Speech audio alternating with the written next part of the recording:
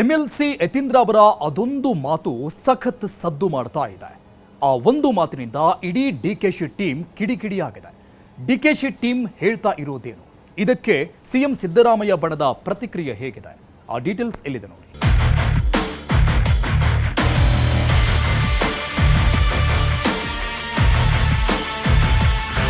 ಮುಖ್ಯಮಂತ್ರಿಗಳು 5 ವರ್ಷ ತಮ್ಮ ಸಂಪೂರ್ಣ ಅಧಿಕಾರಾವಧಿಯನ್ನ ಪೂರ್ಣ ಮಾಡ್ತಾರೆ ಅನ್ನೋ ನಂಬಿಕೆ ನನಗಿದೆ. ಅದ್ರ ಬಗ್ಗೆ ಈಗಲೇ ಮಾತನಾಡೋದು ಬೇಡ ಅಂತ ಹೇಳಿ ಅವ್ರು ಮುಂದಕ್ಕೆ ಹಾಕಿದ್ದಾರೆ. ಅದನ್ನೇ ಅವ್ರು ಹೇಳಿದ್ದಾರೆ. ತಿರಸ್ಕಾರ ಮಾಡಿದ ಹೈಕಮಾಂಡ್ ಅಂತ ಹೇಳಿದ್ದಾರೆ ಸರ್. ಬಹಳ ಸಂತೋಷ, ಒಳ್ಳೆಯದಾಗಲಿ. ಬಹಳ ಸಂತೋಷ, ಒಳ್ಳೆಯದಾಗಲಿ. ಗೊಂದಲಕ್ಕೆ ಎಡೆ ಮಾಡಿ ಕೊಡಬಾರ್ದು. ನಾವೆಲ್ಲರೂ ಜವಾಬ್ದಾರಿಯುತ ಸ್ಥಾನದಲ್ಲಿ ಇದ್ದಂಥವ್ರು ಗೊಂದಲಕ್ಕೆ ಎಡೆ ಮಾಡಿ ಕೊಡಬಾರ್ದು. ಕೌಂಟ್ರು ಇನ್ನೊಂದು ಅನ್ನೋ ಪ್ರಶ್ನೆ ಇಲ್ಲ. ಆ ವಿಚಾರ ಪ್ರಸ್ತಾಪ ಆದಾಗ ಮಾತ್ರ ಬೆಲ್ಲ ಪರಿಗಣನೆ ಬರ್ತದೆ. ಈಗ ಯಾವಾಗ ಇದೆಲ್ಲ ಚರ್ಚೆ ಆಗಬೇಕಾಗಿರೋದು? ಮುಖ್ಯಮಂತ್ರಿ ಕುರ್ಚಿ ಖಾಲಿ ಇದೆ. ಆ ಮುಖ್ಯಮಂತ್ರಿ ಕುರ್ಚಿದಲ್ಲಿ ಸಿದ್ದರಾಮಯ್ಯ ಅವರು ಕೂತವ್ರು, ಏನಕ್ಕೆ ಇದೆಲ್ಲ ಚರ್ಚೆ ಬೇಕು? ಎಲ್ಲವೂ ವರಿಷ್ಠರ ಸ್ಥಾನ ನೀವು ಯಾರೋ ತುಂಬಕ್ಕೆ ಹೋಗಬೇಡಿ. ವರಿಷ್ಠರದೇ ಆದಂಥ ಒಂದು ಗೌರವ ಇದೆ. ವರಿಷ್ಠರು ತೀರ್ಮಾನ ತಗೊಳ್ತೀವಿ ಅಂತ ಹೇಳಿದ್ದಾರೆ. ಸಿದ್ದರಾಮಯ್ಯನವರು ನಾಯಕತ್ವ ಬೇಡ ಅಂದಾಗ ತಾನೇ ಬೇರೆ ಪರ್ಯಾಯ ನಾಯಕತ್ವದ ಪ್ರಶ್ನೆ ಬರೋದು. King is alive.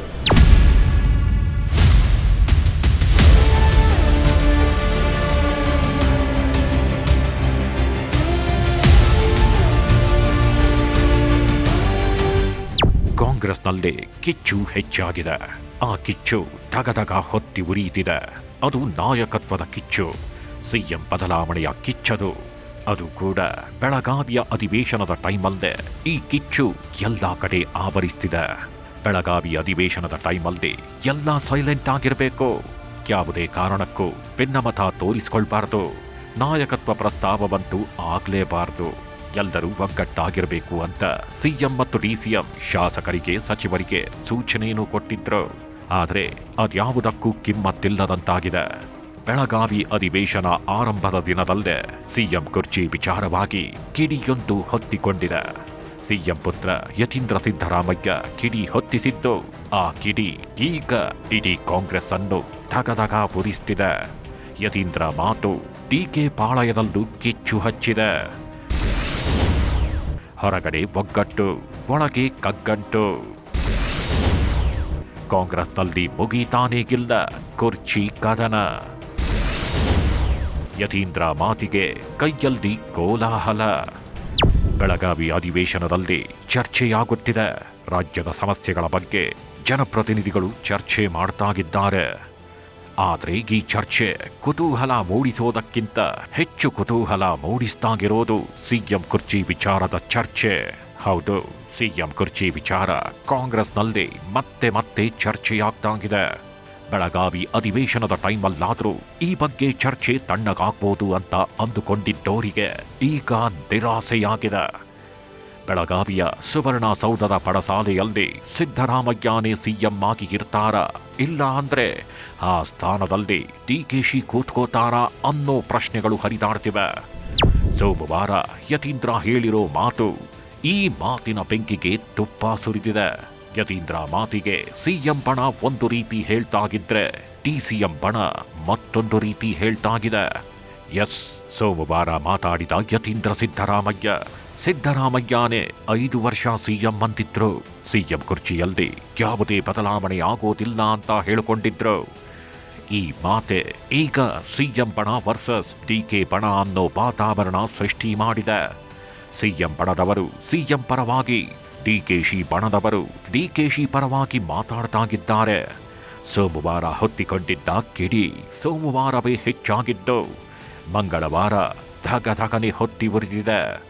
ಇದಕ್ಕೆ ಸಾಕ್ಷ್ಯ ಒದಗಿಸಿದ್ದು ಅದೊಂದು ಮೀಟಿಂಗ್. ಸಿಎಂ ಸಿದ್ದರಾಮಯ್ಯ ಆಪ್ತರು ಸಿಎಲ್ಪಿ ಸಭೆಗೂ ಮುನ್ನ ಲಂಚ್ ಮೀಟಿಂಗ್ ನಡೆಸಿದ್ದಾರೆ.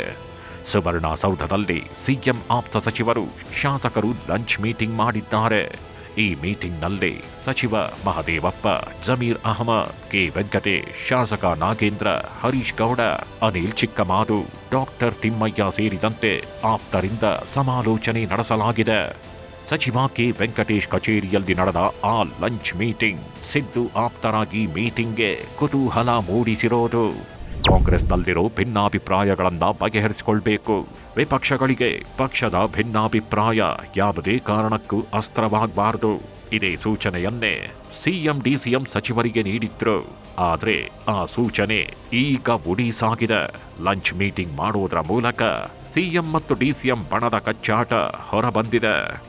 ಈಗ ಸದ್ಯಕ್ಕೆ ಸಿದ್ದರಾಮಯ್ಯ ಅವರ ಪುತ್ರನೇ ನಮ್ಮಪ್ಪನೇ 5 ವರ್ಷ ಸಿಎಂ ಅಂತ ಮಾತಾಡ್ತಾಗಿದ್ದು, ಉಳಿದವರು ಸಿಎಂ ಆಪ್ತರು ಅಲರ್ಟ್ ಆಗೋ ಹಾಗೆ ಮಾಡಿದೆ. ತಾವು ಕೂಡ ಸಿದ್ದರಾಮಯ್ಯನೇ 5 ವರ್ಷ ಸಿಎಂ ಅಂತಿದ್ದಾರೆ. ಇಷ್ಟಕ್ಕೂ ಅವರು ಸಿದ್ದರಾಮಯ್ಯನೇ 5 ವರ್ಷ ಸಿಎಂ ಅಂತ ಸಿದ್ದು ಆಪ್ತರು ಹೇಳ್ತಾಗಿರೋದೇಕೆ ಗೊತ್ತಾ? ಇಲ್ಲಿದೆ ನೋಡಿ. ಸಿದ್ದರಾಮಯ್ಯ ಪೂರ್ಣಾವಧಿ ಸಿಎಂ ಅಂತ ಸಿದ್ದು ಬೆಂಬಲಿಗರು ವಾದಿಸ್ತಾಗಿದ್ದಾರೆ. ಹೈಕಮಾಂಡ್ ಬದಲಾವಣೆ ಮಾಡಲ್ಲ ಅನ್ನೋ ನಂಬಿಕೆ ಸಿಎಂ ಬೆಂಬಲಿಗರಲ್ಲಿದೆ. ಸಿದ್ದು ಮಾಸ್ ಲೀಡರ್, ಆದ್ದರಿಂದ ಸಿಎಂ ಬದಲಾವಣೆ ಕಷ್ಟ. ಗ್ಯಾರಂಟಿಯ ಹೊರೆ ಮೀರಿ ಸಿದ್ದು ಆರ್ಥಿಕ ಸಮತೋಲನ ಸಾಧಿಸ್ತಾಗಿದ್ದಾರೆ. ಸಿಎಂ ಬದಲಾವಣೆ ಅನಿವಾರ್ಯವಲ್ಲ ಎಂಬ ನಿಲುವು ಹೈಕಮಾಂಡ್ನಲ್ಲಿದೆ. ಇದರ ಜೊತೆಗೆ ಕರ್ನಾಟಕದಲ್ಲಿ ಸಿಎಂ ಬದಲಾವಣೆ ಪ್ರಯೋಗ ಮಾಡೋದು ಕಷ್ಟ. ಆದ್ದರಿಂದಲೇ ಸಿಎಂ ಪರವಾಗಿ ಆಪ್ತರು ಬ್ಯಾಟಿಂಗ್ ಮಾಡ್ತಾಗಿದ್ದಾರೆ. ಸಿದ್ದು ಪರವಾಗಿ ಬ್ಯಾಟಿಂಗ್ ಮಾಡ್ತಾನೆ ಹೈಕಮಾಂಡ್ ಕಡೆ ಬೊಟ್ಟು ಮಾಡ್ತಾಗಿದ್ದಾರೆ. ಯತೀಂದ್ರ ಹೇಳಿಕೆ ನಂತರ ಸಿಎಂ ಸಿದ್ದರಾಮಯ್ಯ ಆಪ್ತರು ಅಲರ್ಟ್ ಆಗಿದ್ದಾರೆ. ಸಿಎಂ ಕೂಡ ಈ ಬಗ್ಗೆ ಪ್ರತಿಕ್ರಿಯೆ ನೀಡಿ ಹೈಕಮಾಂಡ್ ನಿರ್ಧಾರ ಮಾಡುತ್ತೆ ಅಂತ ಹೇಳಿ ಸಿಎಂ ಕುರ್ಚಿ ಕಿಚ್ಚಿನ ಮೇಲೆ ನೀರು ಎರಚೋದಕ್ಕೆ ಟ್ರೈ ಮಾಡಿದ್ದಾರೆ. ಆದರೆ ಸಿದ್ದು ಆಪ್ತರು ಬಿಡಬೇಕಲ್ಲ. ಸಿದ್ದರಾಮಯ್ಯ ಅಹಿಂದ ನಾಯಕ, ಅವರ ಜಾಗಕ್ಕೆ ಯಾರೂ ಬರೋದೇ ಇಲ್ಲ. ಕಿಂಗ್ ಇಸ್ ಅಲೈವ್ ಅಂದಿದ್ದಾರೆ. ಅಹಿಂದ ನಾಯಕತ್ವಕ್ಕೆ ಉತ್ತರ ಕೊಡೋದರ ಜೊತೆಗೆ ಸಿಎಂ ಕುರ್ಚಿಯಿಂದ ಸಿದ್ದರಾಮಯ್ಯ ಅವರನ್ನ ಕದಲಿಸೋಕೆ ಸಾಧ್ಯನೇ ಇಲ್ಲ ಅಂತ ಹಿಂಟ್ ಕೊಟ್ಟಿದ್ದಾರೆ. ನಮ್ಮ ನಾಯಕರು ಸಿದ್ದರಾಮಯ್ಯನವರು ಇನ್ನೂ ಗಟ್ಟಿ ಮುಟ್ಟಿಯಾಗಿದ್ದಾರೆ. ಸಿದ್ದರಾಮಯ್ಯನವರು ನಾಯಕತ್ವ ಬೇಡ ಅಂದಾಗ ತಾನೇ ಬೇರೆ ಪರ್ಯಾಯ ನಾಯಕತ್ವದ ಪ್ರಶ್ನೆ ಬರೋದು. King is alive. ಸೊ ರಾಜ ಇಲ್ಲ ಅಂದರೆ ರಾಜ ಅಂದರೆ ಪ್ರಜಾಪ್ರಭುತ್ವದಲ್ಲಿ ಹೇಳಕ್ಕೆ ಬರೋಲ್ಲ. Leader is there. ನಮ್ಮ ನಾಯಕರು ಇದ್ದಾರೆ. ಸಿದ್ದರಾಮಯ್ಯ ಅವರು ಮತ್ತು ಹೈಕಮಾಂಡ್, ಕಾಂಗ್ರೆಸ್ ಪಾರ್ಟಿ ನಮ್ದು ಹೈಕಮಾಂಡ್ ಇರುವಂಥ ಪಕ್ಷ. ರಾಹುಲ್ ಗಾಂಧಿ ಅವರು ಮಾತಾಡಬೇಕು ಅದ್ರ ಬಗ್ಗೆ, ಖರ್ಗೆ ಸಾಹೇಬರು ಮಾತಾಡಬೇಕು, ವೇಣುಗೋಪಾಲ್ ಸಾಹೇಬರು ಮಾತಾಡಬೇಕು. ಅವರು ಎಲ್ಲರೂ ಯಾರ ನಾಯಕತ್ವದಲ್ಲಿ ನಮ್ಮನ್ನು ಮುಂದೆ ಹೋಗ್ಬೇಕು ಕಾಂಗ್ರೆಸ್ ಪಾರ್ಟಿ ಅಂತ ಹೇಳಿದ್ರೆ ಅವರು ಮತ್ತು ಸಿದ್ದರಾಮಯ್ಯ ಸಾಹೇಬರು ಕೂತ್ಕೊಂಡು ಡಿಸೈಡ್ ಮಾಡಿ ಹೋಗ್ಬೇಕಂತದ್ದು. 2028ರವರೆಗೆ ಸಿದ್ದು ಸಿಎಂ ಎಂದ ಜಮೀರ್. ಸಿಎಂ ಸೀಟು ಖಾಲಿ ಇದ್ರೆ ಮಾತ್ರ ಆ ಕುರ್ಚಿ ಬಗ್ಗೆ ಚರ್ಚೆಯಾಗಬೇಕು. ಆದರೆ ಈಗ ಕುರ್ಚಿಯಲ್ಲಿ ಸಿಎಂ ಸಿದ್ದರಾಮಯ್ಯ ಆಗಿದ್ದಾರೆ. ಆದ್ದರಿಂದ ಆ ಬಗ್ಗೆ ಚರ್ಚೆ ಆಗಬಾರದು. 2028ರ ತನಕ ಸಿದ್ದರಾಮಯ್ಯನೇ ಸಿಎಂ ಆಗಿರ್ತಾರೆ ಎಂದಿದ್ದಾರೆ ಸಚಿವ ಜಮೀರ್ ಅಹಮದ್. ಇದೆಲ್ಲ ಚರ್ಚೆ ಆಗಬೇಕಾಗಿರೋದು ಮುಖ್ಯಮಂತ್ರಿ ಕುರ್ಚಿ ಖಾಲಿ ಇದ್ರೆ ಆ ಮುಖ್ಯಮಂತ್ರಿ ಕುರ್ಚಿದಲ್ಲಿ ಸಿದ್ದರಾಮಯ್ಯ ಅವ್ರು ಕೂತವ್ರು ಏನಕ್ಕೆ ಇದೆಲ್ಲ ಚರ್ಚೆ ಬೇಕು? ಈಗ ನಮ್ಮ ಪಕ್ಷ ಯಾರು?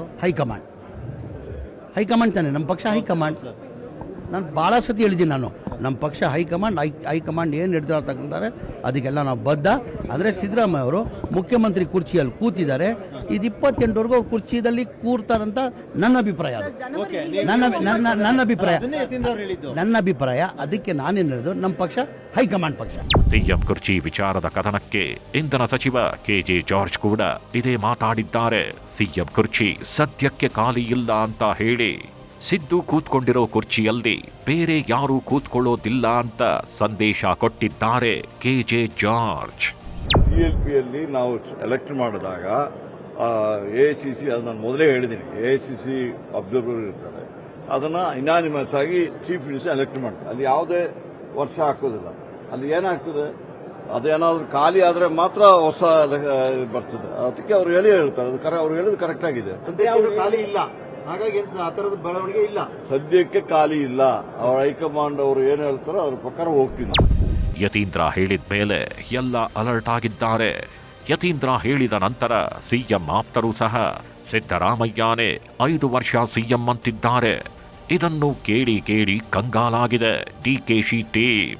ಆದರೂ ಕೂಡ ಡಿಕೆಶಿ ಟೀಮಲ್ಲೊಂದು ವಿಶ್ವಾಸ ಆಗಿದೆ. ಡಿಕೆಶಿ ಸಿಎಂ ಆಗೇ ಆಗ್ತಾರೆ ಅಂತ ಡಿಕೆಶಿ ಟೀಮ್ ಹೇಳ್ಕೊಳ್ತಾಗಿದೆ. ಇನ್ನು ಯತೀಂದ್ರ ಮಾತಿಗೆ ಸ್ವತಃ ಡಿಕೆಶಿ ಪ್ರತಿಕ್ರಿಯೆ ನೀಡಿದ್ದು ಒಳ್ಳೇದಾಗ್ಲಿ ಅಂತಷ್ಟೇ ಹೇಳಿದ್ರು. ಯತೀಂದ್ರ ಸಿದ್ದರಾಮಯ್ಯವರು 5 ವರ್ಷಗಳ ಸಿದ್ದರಾಮಯ್ಯವರು ಇರ್ತಾರೆ, ನೀವು ಏನು ಬಯಕೆ ತಿರಸ್ಕಾರ ಮಾಡಿದ ಹೈಕಮಾಂಡ್ ಅಂತ ಹೇಳಿದ್ದಾರೆ ಸರ್. ಬಹಳ ಸಂತೋಷ, ಒಳ್ಳೆಯದಾಗ್ತದೆ. ಬಹಳ ಸಂತೋಷ, ಒಳ್ಳೆದಾಗ್ತದೆ. ನಂತರ ಇದೇ ವಿಚಾರವಾಗಿ ಮತ್ತೊಮ್ಮೆ ಪ್ರತಿಕ್ರಿಯೆ ನೀಡಿದ ಡಿಕೆಶಿ ಯತೀಂದ್ರ ಜೊತೆಗೆ ಮಾತಾಡ್ತೇನೆ ಎಂದಿದ್ದಾರೆ. ಯಾವಾಗಲೂ ನಮ್ದು ತಿಳಿಯಿದೆ, ನಾನು ಚೀಫ್ ಮಿನಿಸ್ಟರ್ ಅಲ್ಲಿ ಯಾವ ತರದ ಭಿನ್ನಾಭಿಪ್ರಾಯ ಹಿಂದೇನೂ ಇಲ್ಲ, ಇವತ್ತೂ ಇಲ್ಲ, ಮುಂದೇನೂ ಇಲ್ಲ. ಅವ್ರು ಏನ್ ಹೇಳಿಕೆ ಕೊಟ್ಟಿದ್ದಾರೆ ಅನ್ನೋದು ನನಗಿನ್ನ ಅರ್ಥ ಇಲ್ಲ. ಅರ್ಥ ಆಯ್ತಾ? ನಾನು ಅವ್ರ ಹತ್ರ ಮಾತಾಡ್ತೀನಿ. ಗೊತ್ತಿಲ್ಲ, ನಾನು ಅದೆಲ್ಲ ಹೈಕಮಾಂಡ್ ನನ್ನ ಹತ್ರ ಮಾತಾಡೋದು, ಯಾವ ಕರೀತಾರೆ ಇರೋದು, ನಾನು ಅದನ್ನೆಲ್ಲ ಡಿಸ್ಕ್ಲೋಸ್ ಮಾಡಕ್ಕಾಗಲ್ಲ. ಈಗ ಸದ್ಯಕ್ಕೆ ಕಾಂಗ್ರೆಸ್ಸಿನ ಕೆಲವರು ಸಿಎಂ ಪರವಾಗಿ ಮಾತಾಡ್ತಾಗಿದ್ರೆ, ಇನ್ನು ಕೆಲವರು ಹೈಕಮಾಂಡ್ ಕಡೆಗೆ ಬೊಟ್ಟು ಮಾಡಿ ತೋರಿಸ್ತಾಗಿದ್ದಾರೆ. ಯಾವುದೇ ಕಾರಣಕ್ಕೂ ಗೊಂದಲ ಸೃಷ್ಟಿಸಬಾರದು ಅಂತಿದ್ದಾರೆ.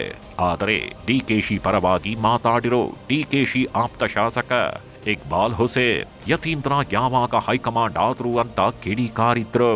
ಎಲ್ಲವೂ ವರಿಷ್ಠರ ಸ್ಥಾನ ನೀವ್ಯಾರೋ ತುಂಬಕ್ಕೆ ಹೋಗ್ಬೇಡಿ. ವರಿಷ್ಠರದೇ ಆದಂತ ಒಂದು ಗೌರವ ಇದೆ. ವರಿಷ್ಠರು ತೀರ್ಮಾನ ತಗೊಳ್ತೀವಿ ಅಂತ ಹೇಳಿದ್ದಾರೆ. ವರಿಷ್ಠರ ಮಾತಿಗೆ ನಾವೆಲ್ಲರೂ ಬದ್ಧವಾಗಿರ್ಬೇಕಾಗ್ತದೆ. ತುಂಬೋದು ಬೇಡ. ವರಿಷ್ಠರು ಬೇರೆ ಇದ್ದಾರೆ.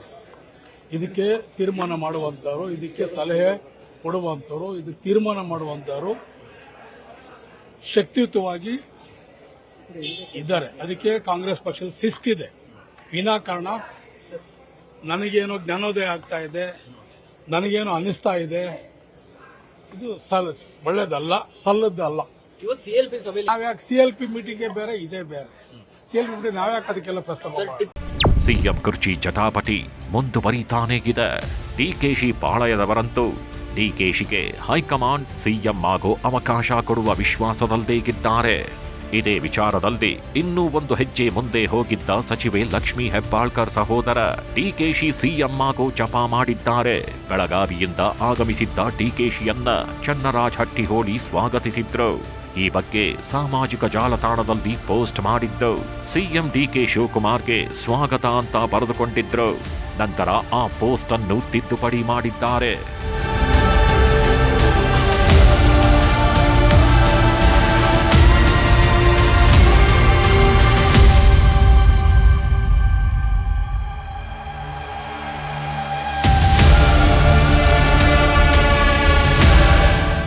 ಈಗ ಸದ್ಯಕ್ಕೆ ಡಿಕೆಶಿ ಸೇವೆಯನ್ನು ಹೈಕಮಾಂಡ್ ಪರಿಗಣಿಸುತ್ತೆ.